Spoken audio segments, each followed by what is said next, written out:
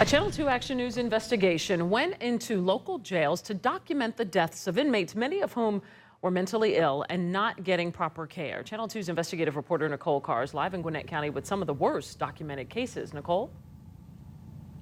Well, Jovita, this investigation is extremely significant because there is not a single local nor state agency in Georgia that tracks how many people die in jails or how they die.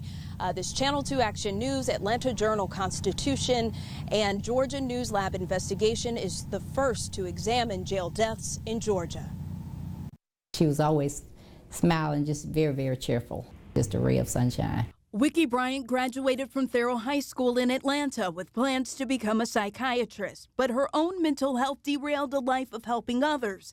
In early adulthood, she was diagnosed with schizophrenia. She was in her early 20s when I began to realize that there was something wrong.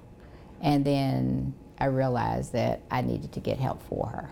Mildred, Wickie's sister, tried. So did other family members. But one day Wickie disappeared. Police found her in a hospital where she refused to leave and charged her with disorderly conduct. She went to the Atlanta Detention Center. I felt relieved that she was no longer on the streets and no longer a threat. You know, no one would harm her. Now Mildred knows Wickie was not safe, even though she was initially put in the special needs unit because of her mental health and diabetes. Miss Bryant was sadly found alone in an unlit cell where the lights had not worked for years, in a pool of her own feces, urine, and vomit. When she was found, she was in full rigor. According to a lawsuit against the detention center and staff, Miss Bryant became agitated, and instead of seeking medical or mental health assistance, the jail staff moved Miss Bryant to a dark cell. It was there she died of diabetic ketoacidosis. I'm not sure about a culture of indifference or just not wanting to address the problem and denying the problem. A WSB-TV investigation with the Atlanta Journal-Constitution and the Georgia News Lab found 1 in 6 jail deaths by reasons other than natural causes involve someone with mental health problems. Many deaths could have been avoided. Yoel Rompton practiced hanging himself in the Dorville jail for hours. No one stopped him. He finally succeeded. Kim Clements was in the Camden County Jail where she told her parole officer she was suicidal. A lawsuit says when the parole officer reported it, the sheriff said, "Let the expletive kill herself." The medical examiner said she did. Lori Carroll died in the Muskogee County Jail. She was bipolar with an alcohol problem. Charged with disorderly conduct, Carroll refused a hospital mental evaluation. I was really upset.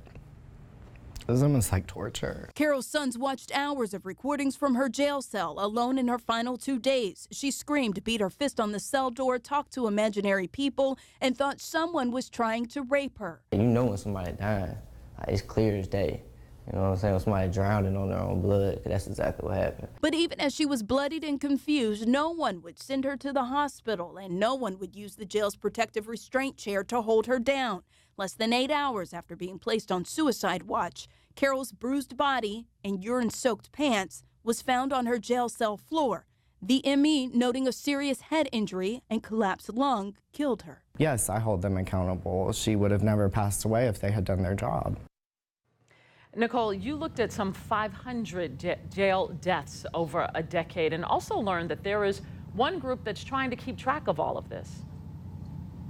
Right. Our State Sheriff's Association, Jovita, is trying to come up with a program to do just that, track the data, and then send it to the sheriffs statewide because they run the jails there. So it could help improve procedures, conduct, funding, or any other factors that could be contributing to these deaths. All right, Nicole, thank you.